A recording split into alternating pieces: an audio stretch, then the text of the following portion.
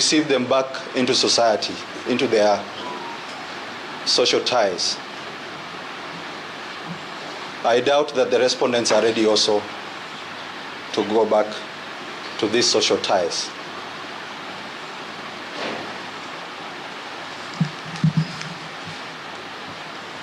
We would not want this matter to conclude in mob injustice, because the respondents deserve their day in court and to be dealt with in accordance with the Constitution and the enabling laws. Your Honor, that is not to say that the police are not there to give security. But with the limited resources that are being directed towards the Shakahola investigation, it may not be possible that each of these respondents can be given bodyguards 24-hour. It is proportionate to keep them safe in detention.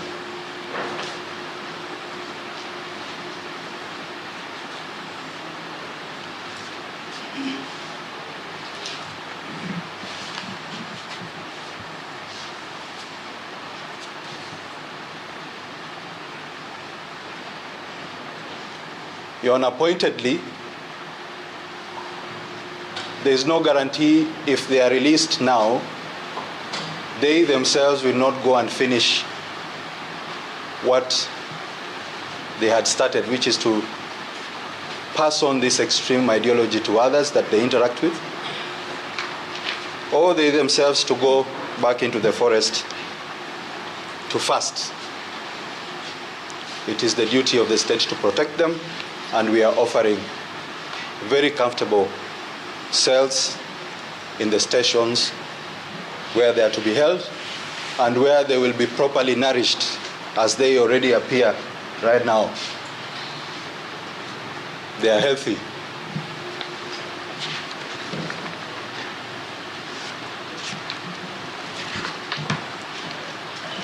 Your Honor, lest I forget, there is also the matter of identification parades.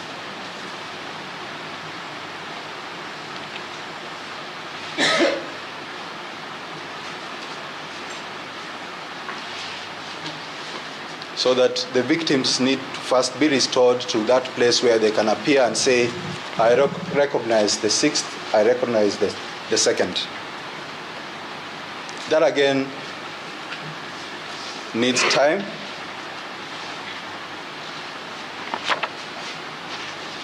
And Your Honor, we therefore believe that the reasons that we have given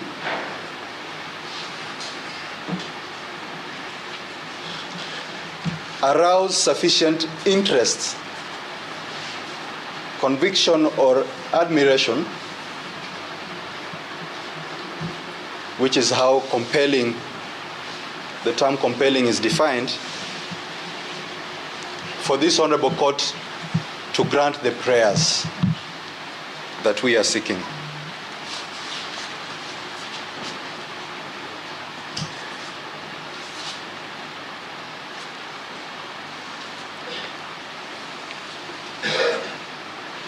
Your Honor, some of the respondents have already been held in custody, remand custody, by court orders in Malindi.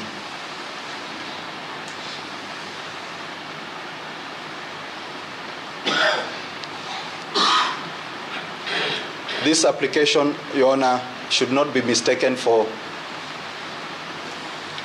the prosecution and the police being dissatisfied with the orders that were granted by the Malindi courts.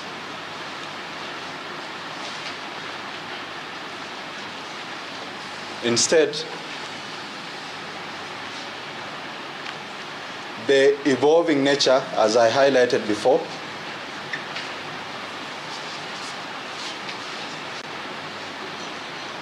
constitutes a changed circumstance in their respect to justify continued detention.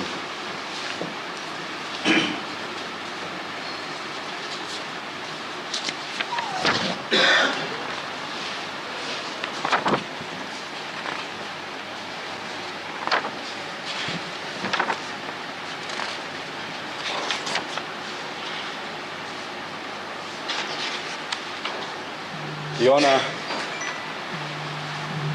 if I may add one more thing about the first respondent that is important, is that he has been convicted before on his own plea of guilty.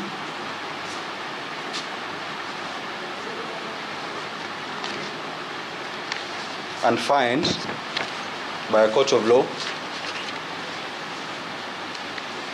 But what is under investigation currently includes the same offense or similar offenses as the one he was convicted for. This was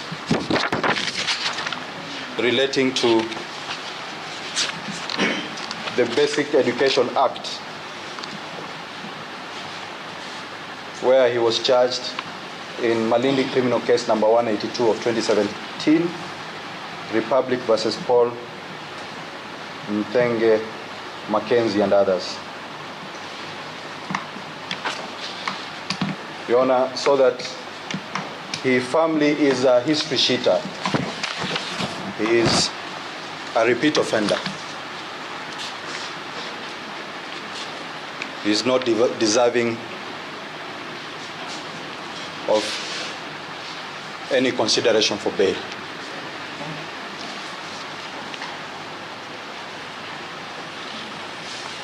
Your Honor, I will invite my colleague, Mr. Simbi, to highlight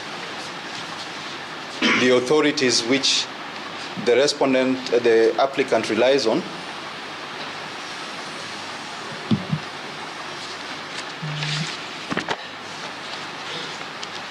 in support of this application.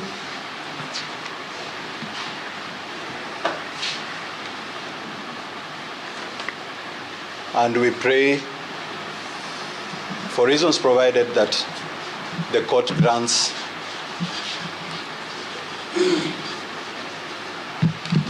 the days prayed, that is 90, with the directions or subject to any conditions or directions that then would require for us to come here within 30 days and give a progress report on the investigations. Your Honor, Romans 13, 1 to 14.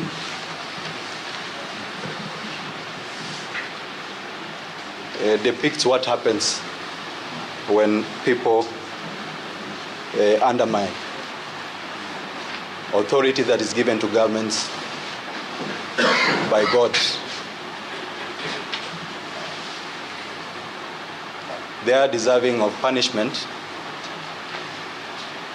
and it will not be possible for us to arrive to that place if the integrity of the investigation and the subsequent trial that is supposed to take them through that before we arrive at punishment is affected by things like interference of witnesses or inability of witnesses to cooperate in the course of investigations, or that the respondents are no more because of mob injustice, or that they have taken flight. So the balance tilts towards granting the orders and curtailing their liberty based on the reasons that we have provided.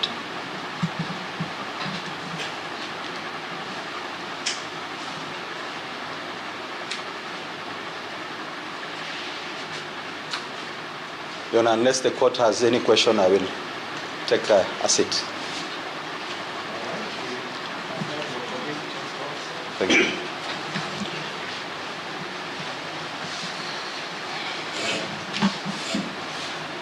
Thank you, Your Honor. In support of our application for the custodial days, which we are asking the court to grant us, we will be relying on a few authorities.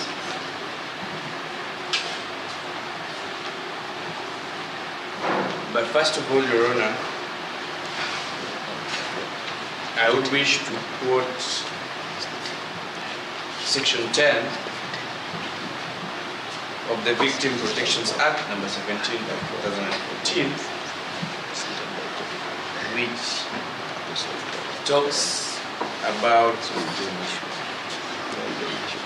or which states that a victim has a right to be free from intimidation, harassment, fear, tampering, bribery, corruption, and abuse.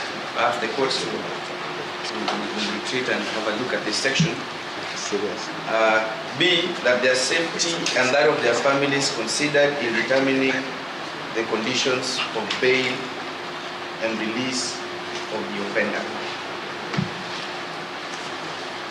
Your Honor, submissions by Learned Counsel Mr. Jami has in totality covered provisions of Section 10 of the Victims Protections Act. And we are relying, among other sections of the law, Section 10 in its entirety. I will invite the court to look at the case of Republic versus David Ochieng, Ajuang, and 11 others.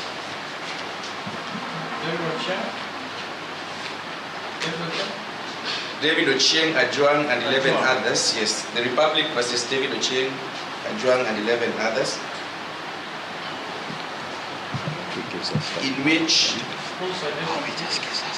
criminal case number 96 of 2013, where the 11 accused persons who were charged with the offense of murder had moved to court requesting that they be released on bond.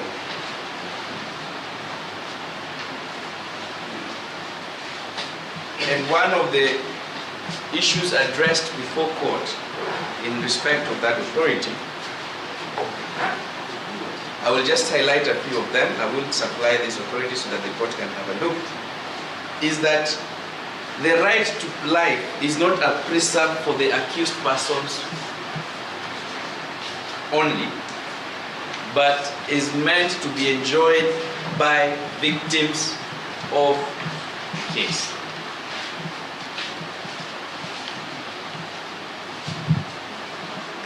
In considering whether or not to grant bail or bond, the court ought to consider the huge interest that a particular case has elicited.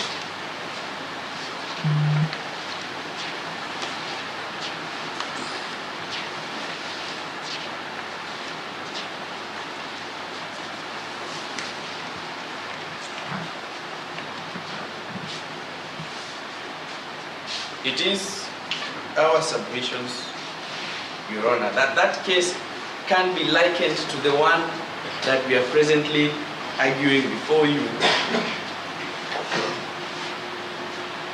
That this matter has elicited such a huge public interest. It has elicited, or it has caused a huge public stir.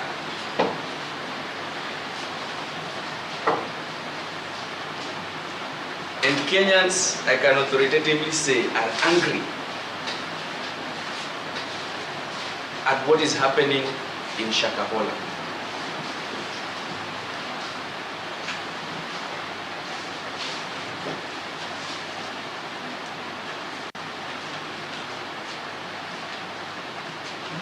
And therefore, it is important that to caution that rage,